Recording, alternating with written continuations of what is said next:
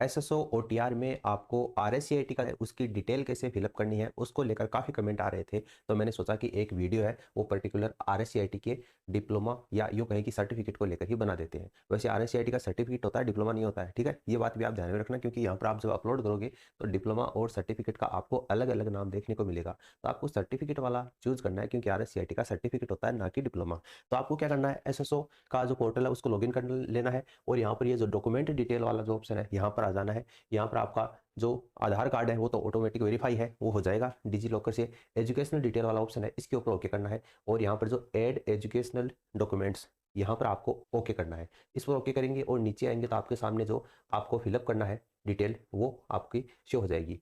यहाँ पर आपको क्या करना है, देखो ये है क्वालिफिकेशन ग्रुप। तो यहाँ पर मैंने अभी आपको बताया था, एक होता है डिप्लोमा और एक होता है आपका सर्टिफिकेट। तो यहाँ पर आपको जो डिप्लोमा वाला है वो सिलेक्ट न करके आपको जो सर्टिफिकेट वाला आपको दे रखा है ये आपको यहाँ पर सेलेक्ट करना है, ठीक है। तो यहाँ से सर्टिफिकेट सेलेक्ट कर लिया। उसके बाद में है क्वालिफिकेशन लेवल, तो इसमें ऑटोमेटिक सर्टिफिकेट कोर्स आ जाएगा। उसके बाद में है क्वालिफिकेशन डिटेल।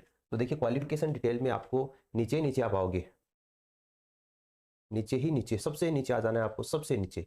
देखो आरएससीआईटी की फुल फॉर्म क्या होती है, Rajasthan state certificate in information technology, bracket में आरएससीआईटी सर्टिफिकेट लिख रखा है। तो यही आपको चूज करना है क्वालिफिकेशन डिटेल में, ठीक है। उसके बाद में यहाँ पर है बोर्ड या यूनिवर्सिटी इंस्टीट्यूट का नाम। तो आरएससीआईटी आपको पता है वर्धमान महावीर ओपन यूनिवर्सिटी से अगर आपने कर रखी है तो यहाँ पर आप लिखोगे VARDH, वर्धमान लिखते ही आपके सामने ये आ जाएगा, वर्धमान महावीर ओपन यूनिवर्सिटी कोटा। तो इसको आपको सेलेक्ट कर लेना है, वरना आप वहाँ से भी ढूंढ के भी कर सकते हो, वरना सर्च करके भी आप इसको लिख सकते हो।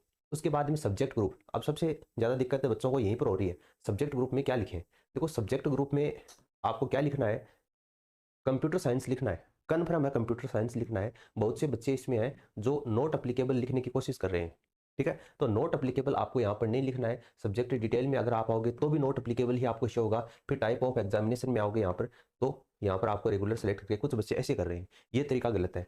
आपको यहीं पर जाना है और जो कंप्यूटर साइंस वाला जो ऑप्शन है वो आपको सब्जेक्ट ग्रुप में चूज करना है। उसके बाद में सब्जेक्ट डिटेल। तो सब्जेक्ट डिटेल में देखो मैंने अभी आपको बताया था RSCIT Rajasthan state certificate in information technology है ना, तो इंफॉर्मेशन टेक्नोलॉजी वाला इसमें आपको सेलेक्ट करना है।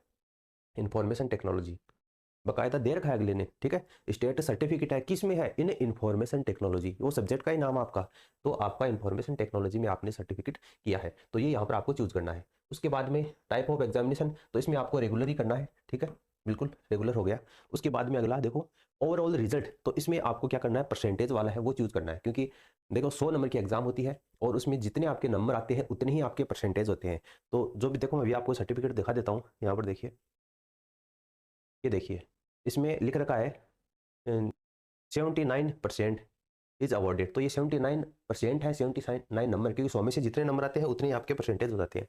तो यहाँ पर जो परसेंटेज वाला है वो आपको चूज करना है। ये चूज करने के बाद में आपको यहाँ पर देखिए आपको दे रखा है कि serial number, roll number, learner number is acceptable for RCIT. तो बहुत से बच्चे इन दोनों कॉलम में है वो कंफ्यूज हो रहे हैं। अगर आपके पास में रोल नंबर है तो रोल नंबर लिख दो, लेकिन रोल नंबर जो है वो आपके सर्टिफिकेट पर भी मेंशन नहीं होते हैं। और अगर आपने 2015 से पहले 2014 से पहले आरसीआईटी कर लिया था तब तो आपको रोल नंबर वैसे भी नहीं मिलने हैं। एक तरीका है myrkcl.com पर जाकर वहाँ से आप जो इनरोलमेंट नंबर है उसके माध्यम से सर्च कर सकते हो। लेकिन वहाँ पर अगर आपका फॉर्म भरते समय आरसीआईटी का आपके मोबाइल नंबर दिए हुए थे तभी आप वो ढूंढ पाओगे। अगर आपके मोबाइल नंबर नहीं दिए हुए थे तो आप वहाँ से भी नहीं ढूंढ पाओगे। तो कहने का मतलब है कि रोल नंबर बहुत से बच्चों के पास में नहीं है, तो फिर वो क्या करें। तो आगे इसमें लिख रखा है रोल नंबर, इसके अलावा लर्नर नंबर, ठीक है। लर्नर नंबर क्या है, इसके अलावा सीरियल नंबर इज एक्सेप्टेबल। तो ये जो मीटर दे रखा है ना लर्नर नंबर, यही है बस। यहाँ पर देखिए ये जो आपका आरएससीआईटी का सर्टिफिकेट है कुछ इस तरीके से दिखता है। यहाँ पर देखिए लर्नर कोड या स्कॉलर नंबर, और यहाँ पर आपको आपके नंबर लिखे हुए मिल जाएंगे। तो ये लर्नर कोड है या लर्नर नंबर है। तो यहाँ पर जो नंबर मिलेंगे ना आपको वही नंबर यहाँ पर भी है और यहाँ पर भी आपको लिखे हुए मिलेंगे, ठीक है। ये दोनों नंबर में से एक नंबर आपको चूज करना है और आपको यहाँ पर भर देना है roll number oblique learner number. तो ये जो लर्नर नंबर है वो लर्नर कोड ही है, ठीक है। तो यहाँ पर आपको वो नंबर है वो भर देने हैं। उसके बाद में है इनरोलमेंट नंबर, ये है इनरोलमेंट नंबर या रजिस्ट्रेशन नंबर या यूनिक नंबर, ठीक है। ये जो यूनिक नंबर है या फिर सर्टिफिकेट नंबर या आइडेंटिफिकेशन नंबर, अगर सारे नहीं है तो एक रेफरेंस नंबर दे दो, कोई भी एक नंबर दे दो जिसके माध्यम से ये प्रमाणित हो जाए कि ये आपका सर्टिफिकेट है, ठीक है। तो ये अगर इनरोलमेंट नंबर भी नहीं मिल रहे हैं, रजिस्ट्रेशन नंबर भी आपके पास में नहीं है, यूनिक नंबर भी आपके पास में नहीं है, सर्टिफिकेट नंबर नहीं है, आइडेंटिफिकेशन नंबर नहीं है। तो रेफरेंस नंबर का मतलब यही है जो मैं आपको बताना चाह रहा हूँ, आपके सर्टिफिकेट में दाईं साइड के में कोने पर जो भी नंबर आपको लिखे हुए मिलते हैं वो डाल देना। अब हो सकता है कि पहले तो क्या होता था, इसमें केवल आपके जो नंबर है वही डाले हुए मिलते थे। अब नया जो सर्टिफिकेट जारी करता है ना बोर्ड, उसमें क्या हो रहा है कि यहाँ पर पहले साल दी हुई मिलती है, उसमें ओब्लिक लगाकर आगे नंबर दिए हुए मिलते हैं।